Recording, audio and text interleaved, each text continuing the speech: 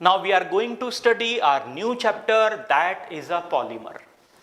तो पॉलीमर क्या है, इसका इतिहास यानी हिस्ट्री क्या थी, उसके पहले ये जो पॉलीमर है इसको हम लोग थोड़ा सा समझने की कोशिश करते हैं कि यदि हम इस पॉलीमर को बाइफरगेट करें, इस टर्म को बाइफरगेट करें, तो पॉली का मतलब होता है मैनी, पॉली का मतलब क्या होता है मैनी, और मर का मतलब होता है यूनिट। ओके, और ये जो पॉलीमर है ये जो है ग्रीक वर्ड जो है, ग्रीक वर्ड से डिराइव हुआ है और जिसका मीनिंग होता है many unit, mean something that is composed of the multiple unit, an number of unit, जिसे काउंट नहीं किया जा सकता है। ऑल्दो काउंट नहीं किया जा सकता ऐसी बात तो नहीं कहेंगे हम लोग, लेकिन जहां पर पॉली का मतलब होता है मैनी, जहां पर डेफिनेट नंबर्स क्या हो, नंबर डेफिनेट्स ना हो, है ना। तो इस तरीके से जो है पॉलीमर है, पॉलीमर जो है that mean chemical made up of the many unit is called the polymer. अब पॉलीमर की यदि हम लोग बात करें तो जनरली जब से ह्यूमन सिविलाइजेशन है तब से पॉलीमर किसी ना किसी फॉर्म में जरूर यूज होते रहा है। ऑल्दो 19th सेंचुरी के पहले पॉलीमर जो थे उन्हें हम लोग नेचुरल पॉलीमर्स कहते थे, या हम ये कह सकते हैं कि पॉलीमर पहले भी थे लेकिन वो पॉलीमर क्या थे, वो पॉलीमर नेचुरल पॉलीमर्स थे। और इन्हीं नेचुरल पॉलीमर्स का यूज जो है ह्यूमन सिविलाइजेशन में बहुत पहले से होते चले आ रहा है। फॉर एग्जाम्पल, यदि हम क्लॉथ्स की बात करें, कपड़ों की यदि हम लोग बात करें, तो जो कपड़ों का इस्तेमाल या कपड़ों का जो चलन है हम जानते हैं वो बहुत पुराना है, और कपड़े बनाने के लिए जो है वो हम लोग कॉटन का यूज करते हैं। आप सभी ने कॉटन का प्लांट देखा होगा। जो कॉटन का जो प्लांट है उसमें जब फ्रूट आता है तो फ्रूट के अंदर जो है आपने देखा होगा सीड के चारों तरफ जो है व्हाइट कलर के फाइबर्स, व्हाइट कलर के रेशे होते हैं, और वो जो व्हाइट कलर के जो रेशे हैं यदि आप उसे गौर से देखेंगे तो वो आपको फाइबर जैसे दिखेंगे, लेकिन ये जो फाइबर है ये फाइबर क्या है, this fibre is a natural fibre. Chemically यदि हम देखें तो this fibre is a polymer. Chemically this fibre is composed of the cellulose, है ना। तो अल्टीमेटली क्या है कि ये पॉलीमर है, लेकिन ये हमें नेचर से ऑब्टेंड होता है, इसीलिए उसे हम लोग नेचुरल पॉलीमर कहते हैं। और जनरली जब भी हम लोग पॉलीमर की बात करते हैं तो पॉलीमर केमिकल प्रोसेस से बने हुए यानी सेमी सिंथेटिक और सिंथेटिक पॉलीमर्स के रेस्पेक्ट में हम लोग बात करते हैं। तो इस तरीके से यदि हम लोग देखें तो जब से ह्यूमन सिविलाइजेशन है तब से हम लोग नेचुरल पॉलीमर का यूज करते आ रहे हैं। लेकिन यदि हम लोग मॉडर्न पॉलीमर साइंस की यदि हम लोग बात करें, जैसे कि आप जानते हैं कि केमिस्ट्री जैसे जैसे डेवलप होना चालू हुई, केमिस्ट्री जैसे जैसे इवॉल्व होना चालू हुई, जैसे जैसे न्यू कंपाउंड्स के बारे में हमें इंफॉर्मेशन मिलने लगी, न्यू कंपाउंड बनाने की मेथड के बारे में हमें पता चलने लगा, तो वैसे वैसे जो केमिस्ट्री है वो अलग अलग डायरेक्शन में बढ़ना चालू हो गई। तो ठीक इसी तरीके से केमिस्ट्री का वो पार्ट जो पॉलीमर की सिंथेसिस और पॉलीमर की प्रॉपर्टीज से रिलेटेड है उसे हम लोग पॉलीमर केमिस्ट्री के नाम से जानते हैं। तो जो पॉलीमर जो आज जो हम लोग चैप्टर पढ़ने जा रहे हैं ये कहीं ना कहीं वो जो पॉलीमर केमिस्ट्री है उसी पॉलीमर केमिस्ट्री का एक इंट्रोडक्टरी पार्ट है। और जब आप क्लास 12 के बाद में चाहे तो आप आईआईटी में जा सकते हैं या किसी बड़े इंजीनियरिंग इंस्टीट्यूट में जा सकते हैं या फिजिक्स से जुड़े हुए किसी इंस्टीट्यूट में आप जा सकते हैं, तो जब वहां पर आप पहुंचोगे तो आपको पता चलेगा कि वहां पर पॉलीमर साइंस या पॉलीमर इंजीनियरिंग जो है इस सब्जेक्ट में यानी पॉलीमर साइंस में भी इंजीनियरिंग होती है। और क्यों ना हो, क्योंकि पॉलीमर साइंस इतना वास्ट है और आप यकीन नहीं करेंगे इसी पॉलीमर साइंस के कारण जो है आपको ऐसा लगेगा कि हम लोगों का जो जीवन है, हम लोगों की जो लाइफ है बहुत सुकून भरी हो गई। क्योंकि डे टू डे लाइफ में यदि आप सुबह से लेकर रात तक यदि आप देखें तो आप और हम और हर कोई किसी न किसी रूप में पॉलीमर का ही इस्तेमाल करते हैं। फॉर एग्जाम्पल, सबसे पहले हम लोग सुबह सोकर उठते हैं और उठने के बाद में सब जैसे ही हम लोग बाथरूम में जाते हैं, सबसे पहले हम लोग टूथ ब्रश उठाते हैं। टूथब्रश आपने देखा होगा किससे बना हुआ है, वो जनरली टूथब्रश प्लास्टिक से मिलकर बना हुआ है ना। जनरली प्लास्टिक क्या है उसको हम लोग बाद में पढ़ेंगे, पर जनरली उस तरीके के दिखने वाली सारी चीजों को हम लोग प्लास्टिक कहते हैं, है ना। तो वो टूथब्रश आप देखोगे तो वो लगेगा कि वो प्लास्टिक से मिलकर बना, that plastic is a polymer, है ना। जो टूथब्रश है दैट इज अ पॉलीमर। यदि आप घर में टैप यानी जो नल है, यदि उस नल को देखोगे, यदि क्या कहते हैं वो नल प्लास्टिक का है तो that is also made up of the polymer. यदि आपने शावर जेल लिया हुआ है नहाने के लिए और वो जो शावर जेल जिस कंटेनर में भरा हुआ है वो भी प्लास्टिक का है, वो भी पॉलीमर है। आपके घर जो पाइपलाइन होगी वो भी पॉलीमर की बनी हुई है। उसके बाद में जो हम लोग कपड़े पहनते हैं, yes these clothes are also made up of the polymer, है ना। आप कहोगे कि सर ये तो नेचुरल पॉलीमर है, of course this may be made up of the natural polymer, this may be made up of the combination of the natural as well as the semi-synthetic and the synthetic polymer, but ultimately it is a polymer। तो इस तरीके से जो day to day life जो है, मतलब whole day के last में यदि हम सोने के पहले यदि हम लोग बात करें तो सोने के पहले जो आप लोग टूथब्रश करोगे वो भी पॉलीमर ही है। और सोते समय जिस कॉट पर, जिस गद्दे पर, जिस मैट्रेसेस पर हम लोग सोते हैं, यदि आप उसको जानने की कोशिश करोगे तो वो भी आपको किसी न किसी रूप में पॉलीमर ही दिखेगा। तो इस तरीके से दिन की शुरुआत से लेकर रात के सोने तक यदि जितनी भी चीजें हम लोग यूज कर रहे हैं उसको यदि हम लोग केमिकल पॉइंट ऑफ व्यू से यदि एनालाइज करने की कोशिश करें तो व्हाट यू विल फाइंड कि आपको पता चलेगा कि वो अल्टीमेटली किससे मिलकर बना हुआ है, पॉलीमर से ही मिलकर बना हुआ है। लेकिन वहां पर हमें अलग अलग टाइप के सब्सटेंसेस मिलते हैं और इन अलग अलग टाइप के जो पॉलीमर्स होते हैं इनमें जो यूनिट होती है वो अलग अलग टाइप की होती है। अलग अलग टाइप के जो मोनोमर्स होते हैं उनके कॉम्बिनेशन से ये बनते हैं, जिसके कारण से इनकी फिजिकल और केमिकल प्रॉपर्टी अलग अलग होती है ना। तो आइए अब हम लोग इसी पॉलीमर सब्जेक्ट को या जो पॉलीमर जो चैप्टर है इसे हम लोग आगे पढ़ना चालू करते हैं। लेकिन पॉलीमर चैप्टर चालू करने के पहले हम लोग सबसे पहले देखते हैं कि ये जो पॉलीमर है इस पॉलीमर साइंस का डेवलपमेंट कैसे हुआ या इसकी हिस्ट्री क्या थी। तो एक हिस्ट्री के पॉइंट ऑफ व्यू से तो मैंने आपको बता दिया कि जब से ह्यूमन सिविलाइजेशन है तब से हम लोग किसी न किसी फॉर्म में पॉलीमर को यूज कर रहे हैं। लेकिन केमिस्ट्री पॉइंट ऑफ व्यू से जो पॉलीमर साइंस का जो डेवलपमेंट है वो कैसे हुआ, तो आइए अब हम लोग थोड़ा सा हिस्ट्री के बारे में बात करते हैं। यदि हम लोग पॉलीमर के हिस्ट्री की यदि हम लोग बात करते हैं तो वैसे तो बहुत सारे अटेम्प्ट हुए होंगे, लेकिन जो नोटेबल अटेम्प्ट है उस नोटेबल अटेम्प्ट में सबसे पहले 1830 में एक साइंटिस्ट थे जिनका नाम था हेनरी ब्रैकोनट। इनका नाम था हेनरी ब्रैकोनट। ये जो हेनरी ब्रैकोनट थे ये और इनकी जो टीम थी इन लोगों ने सबसे पहले क्या किया, इन लोगों ने सबसे पहले नेचुरल जो फाइबर है उस नेचुरल फाइबर से सिंथेटिक फाइबर बनाने की कोशिश की।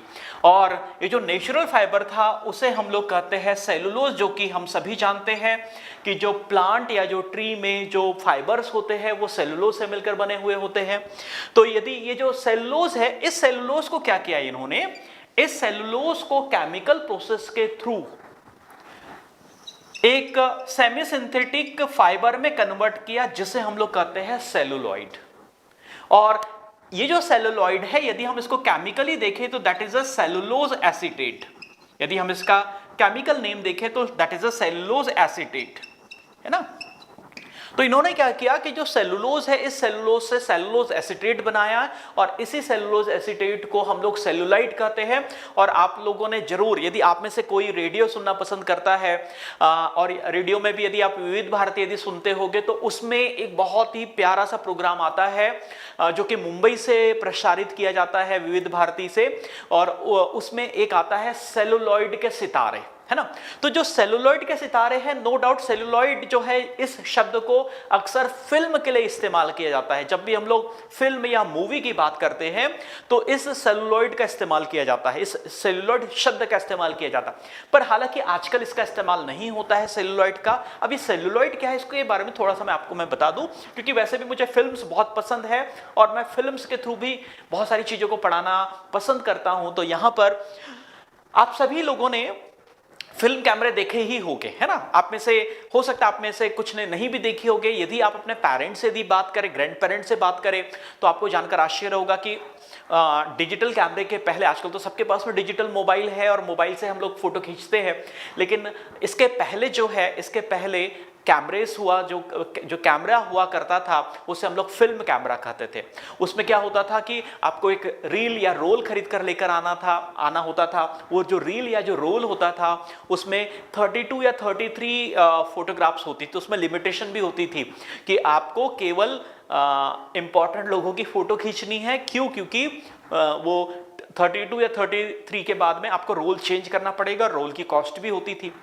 तो जो रोल या जिसे हम लोग रील कहते हैं, actually that is made up of celluloid.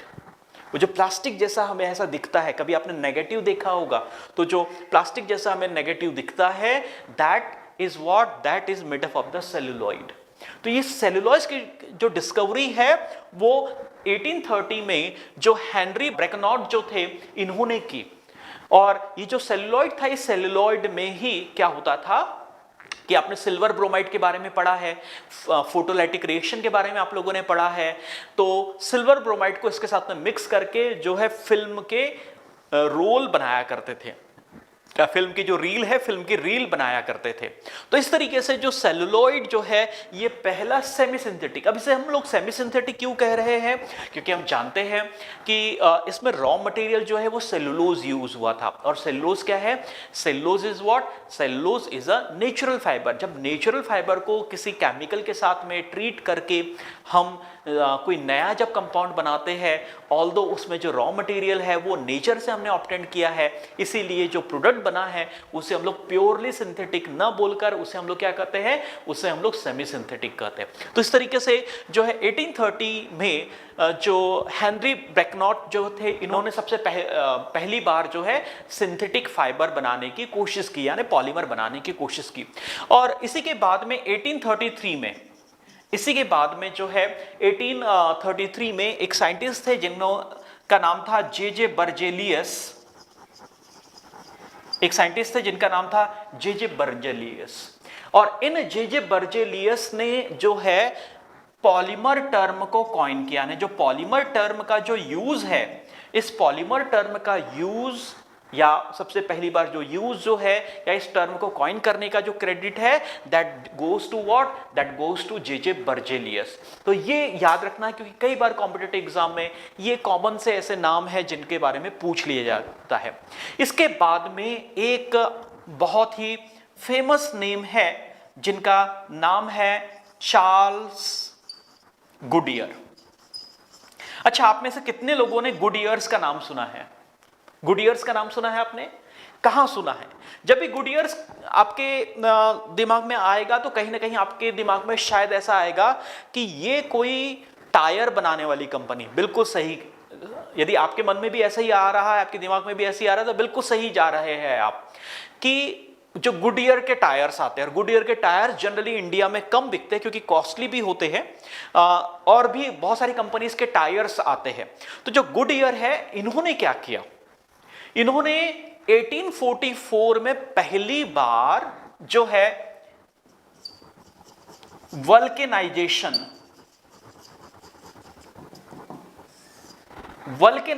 के बारे में आपने देखा हो, पढ़ा होगा। है ना। आप सभी लोगों ने 9th 10th में 11th में भी वल्कनाइजेशन के बारे में पढ़ा होगा। और वल्कनाइजेशन क्या होता है इसके बारे में हम लोग आगे भी पढ़ेंगे, लेकिन हम लोग एक सिंपल तरीके से यहां पे डिस्कशन कर ले कि हम जानते हैं कि जो रबर है ना, रबर जो कि क्या है, नेचुरल रबर जो है हम जानते हैं कि वो हमें रबर के प्लांट से ऑब्टेंड होता है। रबर के प्लांट से जो हमें लेटेक्स मिलता है, मिल्क लाइक सब्सटेंस मिलता है, उसमें थोड़ी सी इलास्टिसिटी होती है, उसे हम लोग रबर कहते हैं, है ना। तो चार्ल्स गुडियर ने क्या किया कि उस रबर की इलास्टिसिटी उन्होंने अल्टर की। जो नेचुरल रबर है that is not that good elastic, mean यदि आप उसे खींचोगे तो टूट जाएगा, है ना, वो उतना लंबा नहीं जाएगा। तो उन्होंने क्या किया, एक एक्सपेरिमेंट के थ्रू उन्होंने जब उस नेचुरल रबर में जब सल्फर मिक्स किया, तो नेचुरल रबर में जब सल्फर मिक्स किया तो उन्होंने ऑब्जर्व किया कि उस रबर की क्या हुई, उस रबर की इलास्टिसिटी इंक्रीज हो गई। रबर की इलास्टिसिटी इंक्रीज होने का मतलब क्या हुआ कि अब वो ज्यादा अच्छा इलास्टिक बन गया, यानी जरूरत के अनुसार हम उसे जितना चाहे उतना खींच सकते थे और वो अपने शेप और साइज को रिगेन कर सकता था। तो रबर में सल्फर ऐड करने के कारण जो रबर की केमिकल और फिजिकल प्रॉपर्टी में जो चेंज होता है उसी को हम लोग वल्कनाइजेशन कहते हैं। और इस तरीके से जो है 1884 में चार्ल्स गुडियर ने जो है वल्कनाइजेशन रबर को इन्वेंट किया या इसकी डिस्कवरी की। और इसके बाद से जो टायर इंडस्ट्रीज है, ऑल्दो इस समय ऑटोमोबाइल इंडस्ट्री धीरे धीरे डेवलप भी हो रही थी और उन ऑटोमोबाइल इंडस्ट्री में ही जो है रबर के टायर का इस्तेमाल किया जाने वाला था। तो इस तरीके से इन रबर के टायर का इस्तेमाल जो है या यूज जो है इस वल्कनाइजेशन के कारण ही पॉसिबल हो पाया। तो इस तरीके से आपको ये याद रखना, क्योंकि कई बार वल्कनाइजेशन जो है वो पूछा जाता है और कॉम्पिटिटिव एग्जाम में कई बार, कॉम्पिटिटिव मीन टू से not about the IIT but जो एसएससी या इस तरीके के बैंक या पीओ लेवल के एग्जाम होते हैं उसमें भी कई बार इन साइंटिस्ट लोगों का नाम पूछ लिया जाता है। तो जो 1844 में चार्ल्स गुडियर थे, he discovered the vulcanization rubber, we can say like this, okay। तो इस तरीके से जो है vulcanization it is also a property of the polymer। इसी तरीके से करीब करीब 1884 में एक साइंटिस्ट थे जिनका नाम था HD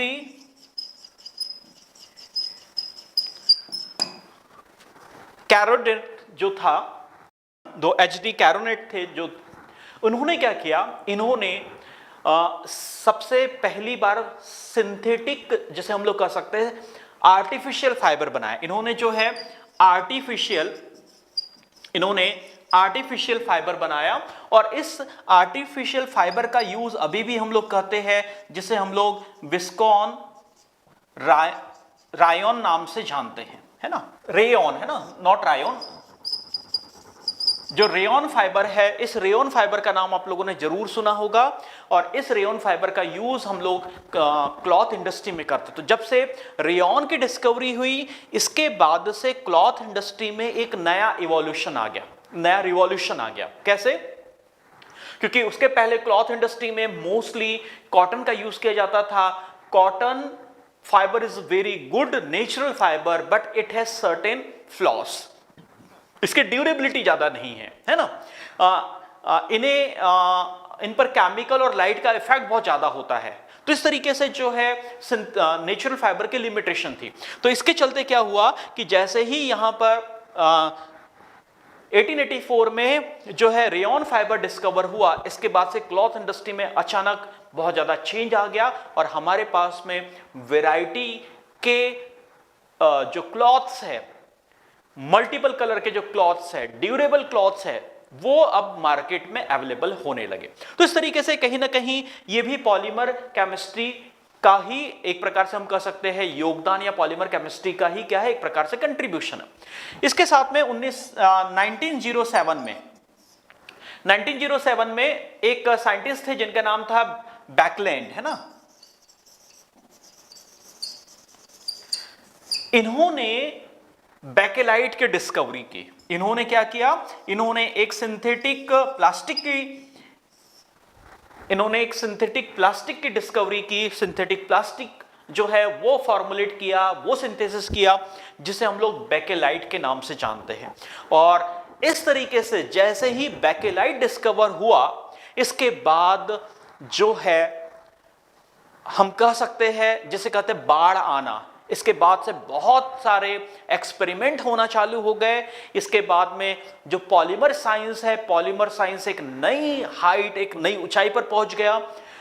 वैरायटी के पॉलीमर्स जो है वो डिस्कवर किए जाने लगे, उनके सिंथेसिस की मेथड को पेटेंट किया जाने लगा और उनका इंडस्ट्रियल यूज होने लगा। और उसी के कारण हमारी जो लाइफ है बहुत आसान हो गई, हमारी लाइफ बहुत ही कन्वीनियंट हो गई। आप यकीन मानिए कि यदि आप अभी बाहर मान लीजिए बरसात हो रही है और यदि आप जा रहे हैं और यदि आप बरसात से बचना चाहते तो आप क्या करोगे? हम रेन कवर पहनेंगे या रेनकोट पहनेंगे। और रेनकोट किससे मिलकर बना होता है? कहीं ना कहीं पॉलीमर से मिलकर बना हुआ होता है। तो इस तरीके से उस रेन कवर के कारण या उस रेनकोट के कारण हम भीगने से बच जाएंगे। ये तो एक छोटा सा एग्जांपल मैंने बताया। इस तरीके से यदि आप अपने डे टू डे लाइफ की एक्टिविटी को यदि आप कंपेयर करें तो आपको पता चलेगा कि ऐसे बहुत सारी चीजें हैं जो केवल और केवल पॉलीमर साइंस के कारण ही पॉसिबल हो पाई। तो यदि हम देखें तो इन्हीं सब चीजों के चलते खासकर 1954 में एक साइंटिस्ट थे जिनका नाम था हरमन स्टर्लंगर। तो जो हरमन स्टर्लंगर थे, इन्हें 1954 में पॉलीमर केमिस्ट्री का नोबेल प्राइज मिला for his contribution in studying the mechanism of the polymerization. जो पॉलीमर साइंस है, उस पॉलीमर साइंस को समझने और समझाने के लिए, उनके कंट्रीब्यूशन के लिए जो है इन्हें 1954 में जो है क्या मिला? नोबेल प्राइज मिला। तो पॉलीमर साइंस में 1954 से लेकर अभी तक हम लोग देखें तो अप्रॉक्स 6 to 7 साइंटिस्ट या ग्रुप ऑफ साइंटिस्ट को नोबेल प्राइज मिला because of the polymer. Okay, तो इस तरीके से हम लोग समझ सकते हैं कि डे टू डे लाइफ में इन पॉलीमर्स का कितना बड़ा रोल है। तो यहां पर अभी हम लोगों ने थोड़ा सा जो है बेसिक मतलब हिस्ट्री के बारे में भी हम लोगों ने बात की।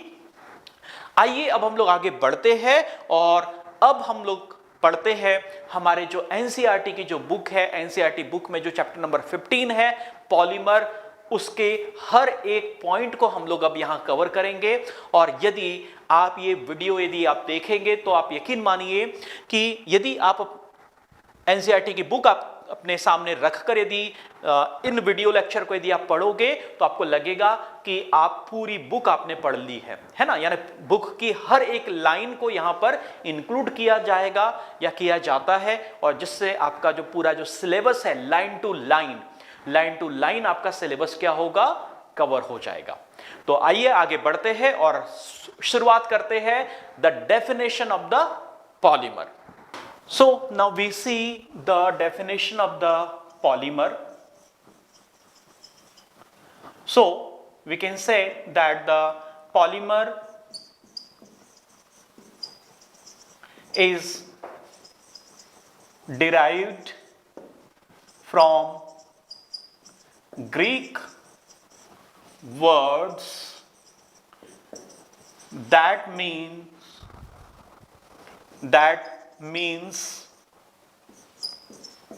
poly mean many and mer mean unit. Okay, so what is a polymer? Polymer is derived from a Greek word that means poly mean many, mer mean unit. When repeating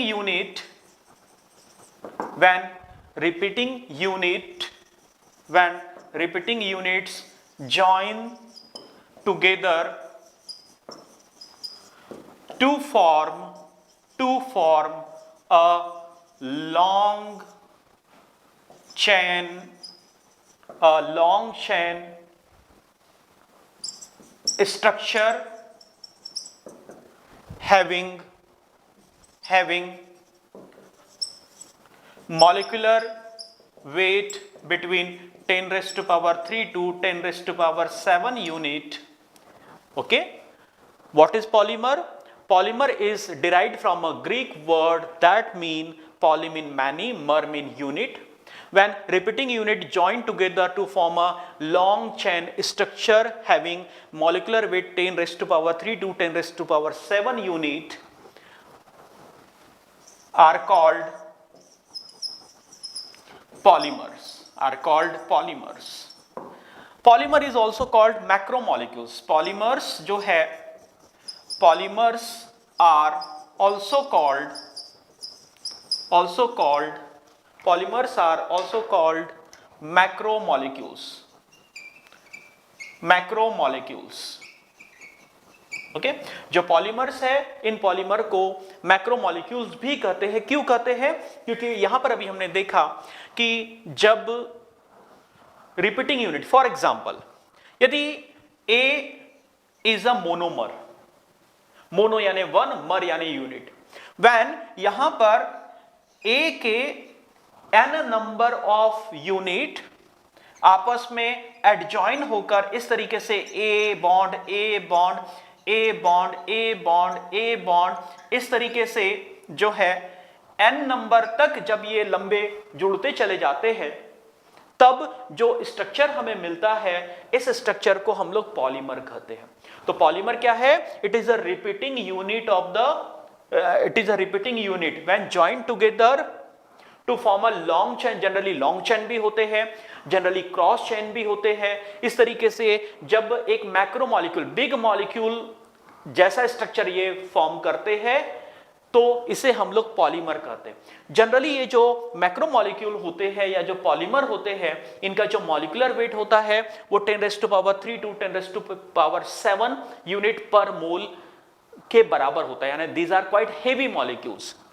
और ये हेवी मॉलिक्यूल क्यों है? क्योंकि इसमें जो monomers है, ये monomers की जो है n नंबर ऑफ यूनिट जुड़ी हुई होती है।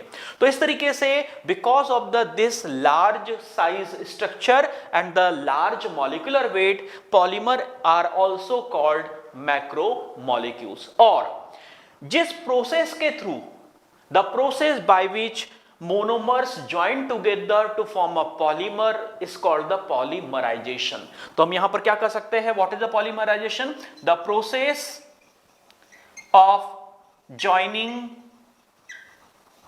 monomers, the process of joining monomers to produce or to form polymers are called, is called monomers, is called polymerization. Okay, it's called polymerization. So what is the polymerization? कि वो process जिससे monomer आपस में जुड़कर क्या हो रहा है, एक लंबी चेन बना रहे हैं, उसे हम लोग क्या कहते हैं? पॉलीमराइजेशन कहते हैं। और डे टू डे लाइफ में हम देखें तो हम ऐसा समझ सकते हैं कि हम सभी लोग जो है किसी न किसी रूप में ईश्वर की पूजा करते हैं, और ईश्वर की पूजा करने के लिए अक्सर हम लोग जो है माला का उपयोग करते हैं, है ना, माला जिसको गार्लैंड कहते हैं। और गार्लैंड में हमने देखा कि जो माला होती है उसमें हम देखते हैं कि हम फूलों को धागे के साथ में क्या कर रहे हैं? पिरो कर एक लंबी माला बना रहे हैं। तो इस तरीके से जो फूल है, फ्लावर है, दैट इज अ मोनोमर। और जब ये आपस में जुड़ जुड़कर एक गार्लैंड का फॉर्म या एक जो माला है उसका जब ये फॉर्म ले लेते हैं, तो उसे हम लोग क्या कहेंगे? उसे हम लोग पॉलीमर कहेंगे। और जिस तरीके से हमने माला को पिरोया है, जिस तरीके से हमने एक एक फूल को इकट्ठा करके जोड़कर एक लंबी माला बनाई है, उस प्रोसेस को हम लोग क्या कहेंगे? We call it a polymerization. तो ये डेफिनेशन आपको याद रखना है कि polymer is word derived from the Greek word जिसका मतलब है पॉली यानी मेनी, मर यानी यूनिट। जनरली जो पॉलीमर होते हैं उनका जो मॉलिक्यूलर वेट होता है 10⁻³ से 10⁻⁷ मास यूनिट तक होता है, और because of this heavy weight these are also called the macromolecules, और जिस प्रोसेस से पॉलीमर बनते हैं उस प्रोसेस को हम लोग पॉलीमराइजेशन कहते हैं। तो ये 4 इंपॉर्टेंट की पॉइंट आपको याद रखने हैं। तो आइए आगे बढ़ते हैं और अब हम लोग समझते हैं कि जो पॉलीमर्स होते हैं ये कितने टाइप के होते हैं, या what are different types of polymer, or in other words we can say now we see the classification of the polymer। तो आइए अब हम लोग पढ़ रहे हैं the classification of the polymers। हम जानते हैं कि जो पॉलीमर्स होते हैं ये हमारे डे टू डे लाइफ के एक इंपॉर्टेंट पार्ट बन चुके हैं, और हम लोगों ने जैसा डिस्कशन किया कि सुबह उठने से लेकर रात के सोने तक हम यदि गौर से देखें तो हम डिफरेंट टाइप के पॉलीमर्स डिफरेंट फॉर्म में हम लोग यूज करते हैं। तो जब हम लोग इन पॉलीमर के क्लासिफिकेशन की बात करते हैं तो हम इन पॉलीमर को अलग अलग टाइप से क्लासिफाई कर सकते हैं। हम इन्हें सोर्सेस के बेसिस पे भी क्लासिफाई कर सकते हैं कि हम इन्हें कहां से ऑब्टेन करते हैं। क्या हम इन्हें नेचर से ऑब्टेन करते हैं, या हम नेचर से ऑब्टेन होने वाले जो हमारे पॉलीमर्स है उन पॉलीमर्स को लैब में किसी दूसरे केमिकल के साथ में केमिकली रिएक्ट कराकर सिंथेसिस करते हैं, या सिंथेटिक रॉ मटेरियल की हेल्प से हम लोग नए पॉलीमर बनाते हैं। तो इस तरीके से यदि हम लोग देखें तो on the basis of sources, तो जो पहला जो टाइप है पॉलीमर के क्लासिफिकेशन का, on the basis of source की पॉलीमर का सोर्स क्या है उसके बेसिस पर यदि हम लोग पॉलीमर को क्लासिफाई करने की कोशिश करें तो we can classify in 3 types. The first is a natural polymers. तो यहां पर हमें नाम से समझ में आ रहा है कि ऐसे पॉलीमर जो कि हमें नेचर से ऑब्टेन्ड होते हैं, नेचुरल फॉर्म में हमें मिलते हैं, उन्हें हम लोग नेचुरल पॉलीमर्स कहते हैं। और डे टू डे लाइफ में नेचुरल पॉलीमर का यदि हम लोग एग्जांपल ले तो मोस्ट कॉमन जो एग्जांपल है दैट इज अ सेलुलोज, है ना। जो मोस्ट कॉमन जो एग्जांपल है that is what, that is a cellulose. दूसरा जो एग्जांपल है दैट इज अ स्टार्च, है ना। तो यहां पर सेलुलोज और स्टार्च जो दोनों जो है दीज आर नेचुरल पॉलीमर। दोनों का जो यूनिट है यानी जो मोनोमर है दोनों की यूनिट ग्लूकोज ही होती है, लेकिन सेलुलोज और स्टार्च में यह फर्क है कि starch can be digested by human being but cellulose can not be digested by us, है ना। तो हम लोग स्टार्च को जब डाइजेस्ट करते हैं तो स्टार्च से हमें ग्लूकोज मिलता है जिसका यूज हमारी बॉडी एनर्जी ऑब्टेन करने के लिए करती है, बट जो सेलुलोज है जनरली सेलुलोज को हम ह्यूमन डाइजेस्ट नहीं कर पाते। तो इस तरीके से सेलुलोज, स्टार्च, इसके अलावा यदि हम लोग बात करें तो प्रोटीन, जो प्रोटीन है that protein is also polymer. आपको जानकर थोड़ा सा शायद सुनने में अजीब लगे लेकिन this is a fact that is a protein is a polymer of the different amino acid. Different type के जो अमाइनो एसिड्स होते हैं जब ये आपस में क्या करते हैं, आपस में पॉलीमराइजेशन की रिएक्शन करते हैं तब जाकर वहां पर प्रोटीन का स्ट्रक्चर डेवलप होता है। तो cellulose, starch and protein, These are what? These are the natural polymer।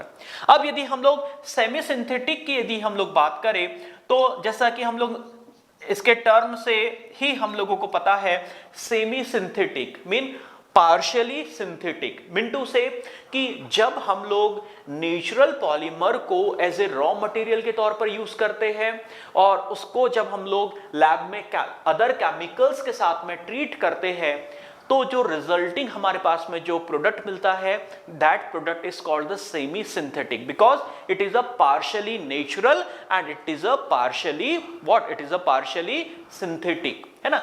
For example हम लोगों ने जो हिस्ट्री ऑफ पॉलीमर्स देखा था तो हिस्ट्री ऑफ पॉलीमर्स में हम लोगों ने देखा था कि एक साइंटिस्ट थे जिन्होंने क्या किया था कि जिन्होंने सेलुलोज जो है, हम जानते हैं कि cellulose is a natural polymer, इस सेलुलोज को जब एसीटेट के साथ में, एसीटेट कंपाउंड के साथ में जब ट्रीट किया था, then they obtained the cellulose acetate.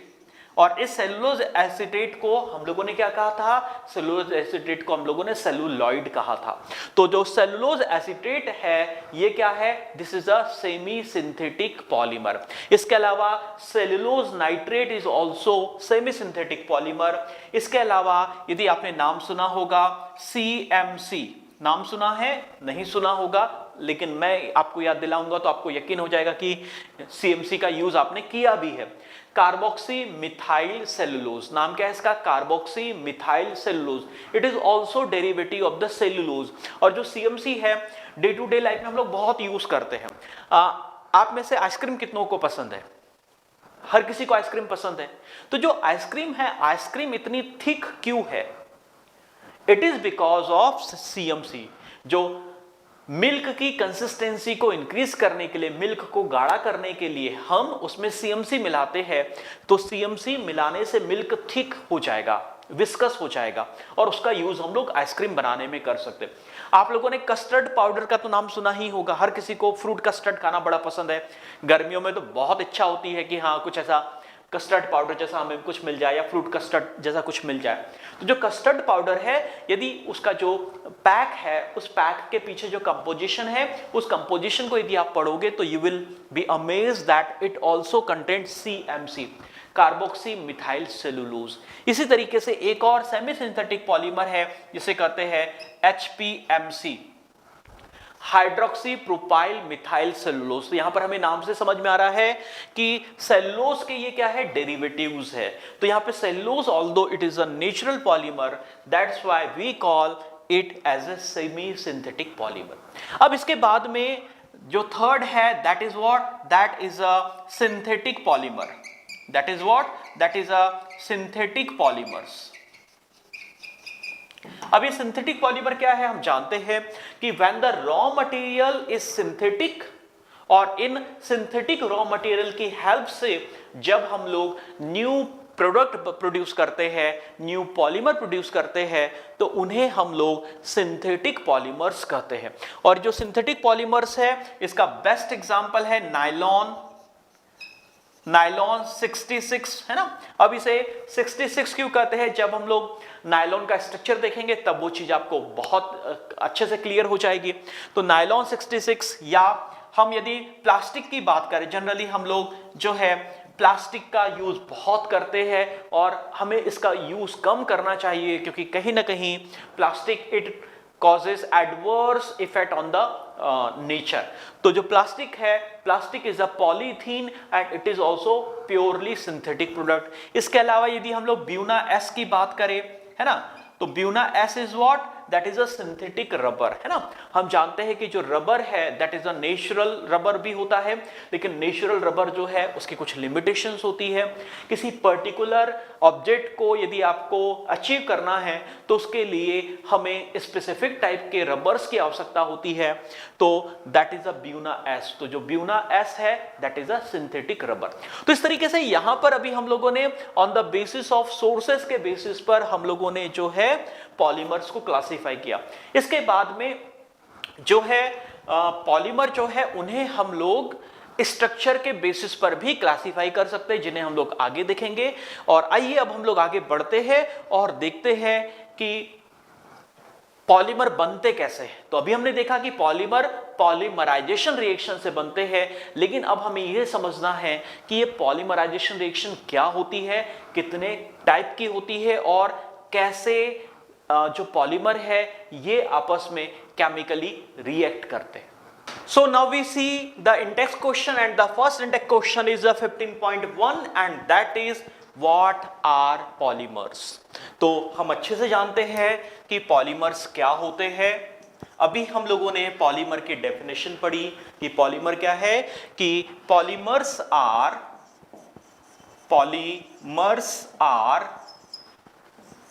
large molecules of having weight, large molecules of having molecular weight 10 raised to power 3 to 10 raised to power 7 consisting of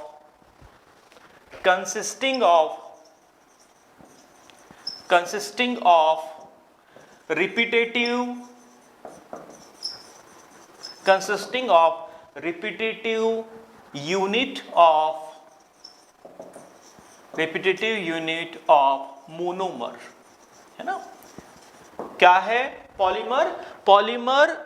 polymers are large molecule of having molecular weight 10 raised to power 3 to 10 raised to power 7 u consisting of repetitive unit of monomers। तो हम अच्छे से जानते हैं कि polymers क्या है। Polymers क्या होते हैं, जैसा हमने देखा था कि पॉलीमर जो वर्ड है वो ग्रीक वर्ड से डिराइव हुआ है और पॉलीमर मोनोमर्स से मिलकर बने होते हैं। मर मीन टू से यूनिट, ये अभी हम लोगों ने जो है डेफिनेशन में समझा भी। तो पॉलीमर की डेफिनेशन क्या हो सकती है, बहुत ही सिंपल वर्ड में, पॉलीमर ऐसे मैक्रोमोलिक्यूल्स होते हैं जो कि मोनोमर के रिपीटेटिव यूनिट से मिलकर बने होते हैं और इस तरीके से ये रिपीटेटिव यूनिट्स मिलकर यानी मोनोमर की रिपीटेटिव यूनिट मिलकर एक लॉन्ग स्ट्रक्चर बनाती है जिसका मॉलिक्यूलर वेट जो है 10 raised to power 3 से 10 raised to power 7 U के आसपास होता है और इन्हें हम लोग जनरली मैक्रो मॉलिक्यूल्स भी कहते हैं।